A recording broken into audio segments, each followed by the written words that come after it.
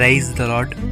ప్రతిరోజు అనుదిన వాక్యం ద్వారా మీరెంతగానో బలపడుతున్నారని నేను ఆశిస్తున్నాను. అలాగే మీరు కనుక మన యూట్యూబ్ ఛానల్ని క్రొత్తగా వీక్షిస్తున్నట్లయితే మన యూట్యూబ్ ఛానల్ని సబ్స్క్రైబ్ చేయండి, ఇతరులకు షేర్ చేయండి.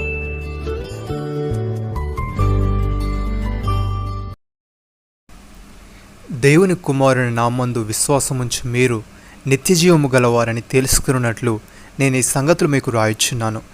యోహానుకు రాసిన మొదటి పత్రిక 5వ అధ్యాయము 12వ వచనము. ప్రియమైన సహోదరి సహోదరులారా, క్రీస్తు విశ్వాసులు తమ రక్షణను గురించి సందేహంలో ఉండాలని దేవుడు కోరడం లేదు. వారికి నిత్యజీవం ఉంది, అది పొందని వారు తెలుసుకోవాలి. దేవుడు యోహాను చేత ఈ లేఖ వ్రాయించిన కారణాల్లో ఇది ఒకటి.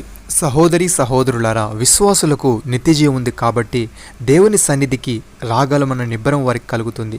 ఇలా దేవుని చెంతకు ప్రవేశం యేసు ప్రభు ద్వారానే అనే సంగతి మనం గ్రహించాలి.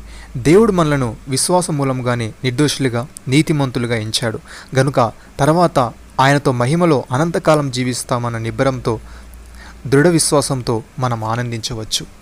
భక్తుడి విధంగా అంటున్నాడు, క్రీస్తు మీలో ఉన్న ఎడల మీ శరీరం పాపం విషయమై మృతమైనది, కానీ మీ ఆత్మ నీతి విషయమై జీవము కలిగి ఉన్నది.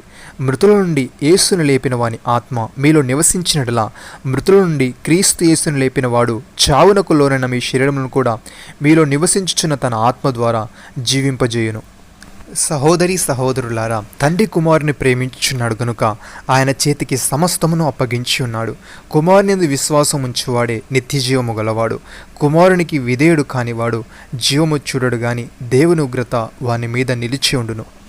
పౌలు భక్తుడు గలతీలకు రాస్తూ ఈ విధంగా అంటున్నాడు, నేను క్రీస్తు కూడా సిలువ వేయబడి ఉన్నాను, ఇకను జీవించువాడును నేను కాను, క్రీస్తే నా యందు జీవించుచున్నాడు.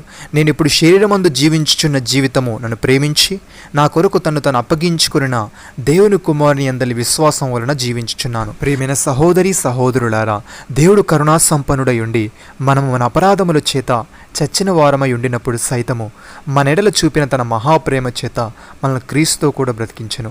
కృపచేతనే మీరు రక్షింపబడి ఉన్నారు.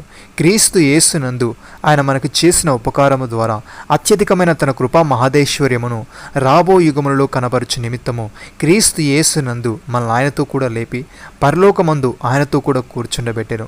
మీరు విశ్వాసము ద్వారా కృపచేతనే రక్షింపబడి ఉన్నారు. ఇది మీ వలన కలిగినది కాదు, దేవుని వరమే. అది క్రియల వలన కలిగినది కాదు గనుక ఎవడునూ అతిశయపడ వీలు లేదు. మరియు వాటి యందు మనం నడుచుకుని వలనని దేవుడు ముందుగా సిద్ధపరిచిన సత్క్రియలు చేయుటకై మనము క్రీస్తు యేసునందు సృష్టింపబడిన వారమై ఆయన చేసిన పని అయి ఉన్నాము.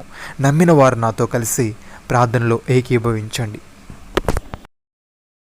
మమ్మల్ని మిక్కిలిగా ప్రేమిస్తున్న మా ప్రియ పరలోకపు తండ్రి, నీ నామమందు విశ్వాసముంచు మేము నిత్యజీవము గలవారమని నీ వ్రాతపూర్వకమైన వాక్కు మా అంతరంగంలోని అనుభవం, మేము జీవిస్తున్న ప్రేమిస్తున్న విధానం మాకు రక్షణను నిశ్చయతను కలిగిస్తాయని నీవు తెలియజేశావు.